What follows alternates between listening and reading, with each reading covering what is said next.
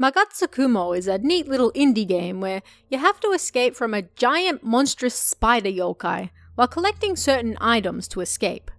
But the game doesn't technically just drop you into an old house and make you fend for yourself. It also gives quite a bit of backstory as to what this monster is, previous encounters with it, and how you're supposed to defeat it.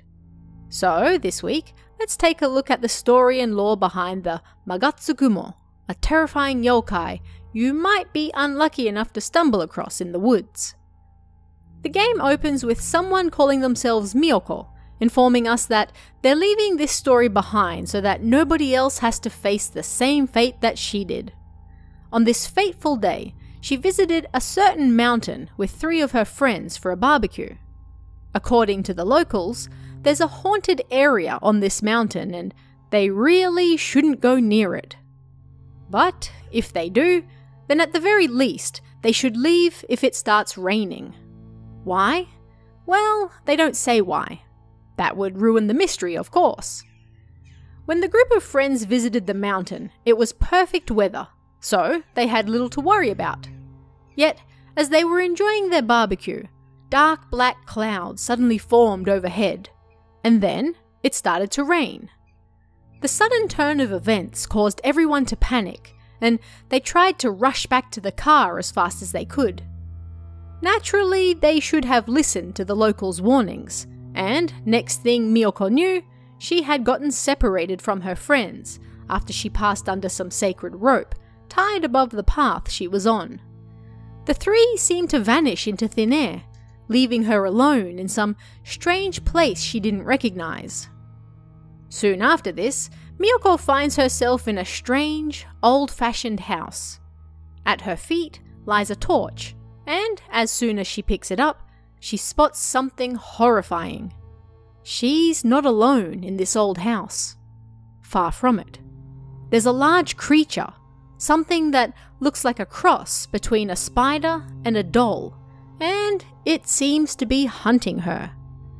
As long as it doesn't see her, and as long as she doesn't make too much noise, then everything is fine, but she's also faced with another pressing matter.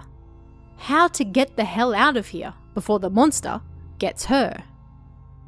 Miyoko can find several items lying around the house to aid in her quest, although they are ultimately unnecessary so long as she stays out of sight. But as she explores, she finds some notes that were written by someone who was once in the same position as her, an investigator, and these notes spell out what the creature is, and how to dispose of it. It would appear that the sacred rope Miyoko passed under is the entrance to another world, and according to this investigator, it is undoubtedly the source of the Kamikakushi, or spiriting aways, that the locals from the next town over spoke of. After ending up in this parallel dimension, the investigator found something strange, yet useful. It's a plant that can be eaten, and its appearance is so strange that whoever finds the note he is writing is sure to understand what it is the moment they see it. He's likely referring to the husk tomato, or Chinese lantern plant, that you can find nearby. Consuming this grants the person, in essence, a second chance. Should the monster catch you, then you won't instantly die and will have a second chance to escape.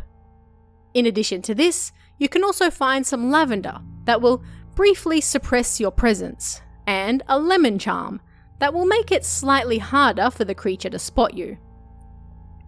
A second note lying in a nearby room, because I guess the creature can't read, details the investigator's horrifying realization that he is not alone. It's difficult to see in the dark with all the dust, but no doubt about it, there is a monster in the house with him. Part of this monster, he says, looks just like a Japanese doll. Based on this, as well as previous relics and old scrolls he has read, he believes the creature to be a Tsukumogami, an old item that has, in essence, gained a spirit. The closest thing he can approximate it to is something called the Magatsukumo that he once saw in a scroll titled The Record of Heian apparitions. A third and final note reveals the investigator has tried numerous weapons on this monster, but nothing works. Not knives, not even guns. However, he remembered seeing something about fire in the scroll he once read, and, for the first time, the monster flinched. He believes that if he burns down the house, that will kill the monster and free him from this strange world he has found himself in. However, a surprise attack from the monster caused him to drop his lighter, so he must quickly find it before the monster finds him.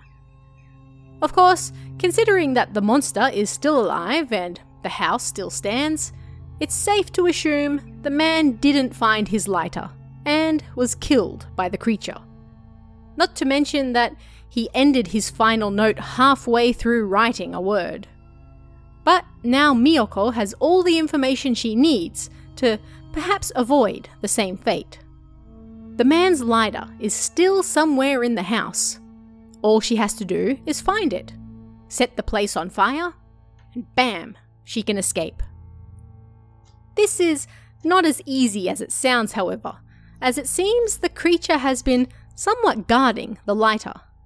I guess its little doll hands don't allow for picking small things up off the ground, but Miyoko forces the creature to give chase, swoops in, grabs the lighter, and then immediately sets fire to the building. The creature goes up in flames with it, finally defeating it and freeing Miyoko.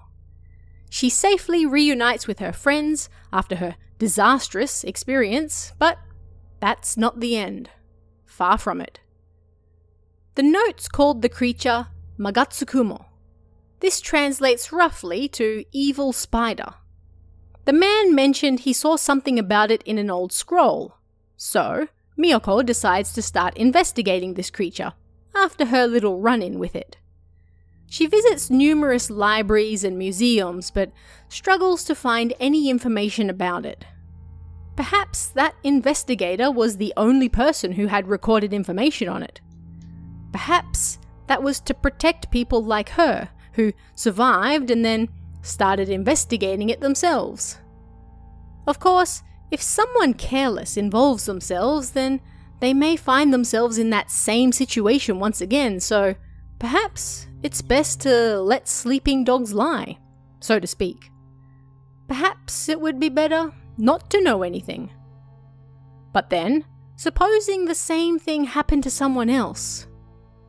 This thought forces Miyoko to get out of bed, the same bed she's been unable to sleep in since that day, the fear of what happened constantly running through her head, and sit down at her computer. The people deserve to know. So what exactly is the Magatsukumo? As the investigator detailed, it's likely a Tsukumogami. This is a term that, in modern usage, generally refers to any type of object that has reached 100 years of age. Once it does, it gains a spirit and becomes, in a way, alive. The investigator specifically mentions that it looks like a Japanese doll, so it's likely a doll that reached 100 years of age and then gained a spirit. And judging by the rest of it, it was likely some type of spider spirit, creating the monstrous combination that chases people around the old mansion. How long it has been there is unknown, and if Miyoko's thoughts are anything to go by, burning its house down, along with the creature in it, probably wasn't enough to entirely destroy it. It was just enough for her to escape, but it appears it may still be out there on that mountain, waiting for the next person to fall into its trap. So, we can assume that, at some point in history, a child left their doll in that house. The house was abandoned. And 100 years later, the doll gained a spirit. But it wasn't a pleasant spirit, and whoever stumbled across its abode after that suffered its wrath. The only thing the Magatsukumo feared was fire, but it seems even that might not be enough to stop it. Creepy. And although no date is given, the investigator who left the notes behind for us to pieced together at the very least, had a lighter. Something that has only been around in Japan since the 1950s. So it's safe to assume he was, in historical terms, a rather recent victim of hers as well. And that's the story and lore behind Magatsu Kumo. There's a link in the description if you want to check the game out for yourself, and even if you don't speak Japanese, you can still play it just fine. It's mostly a chase and escape game. But what did you guys think of this one? Let me know in the comments below, and I'll see you again next time.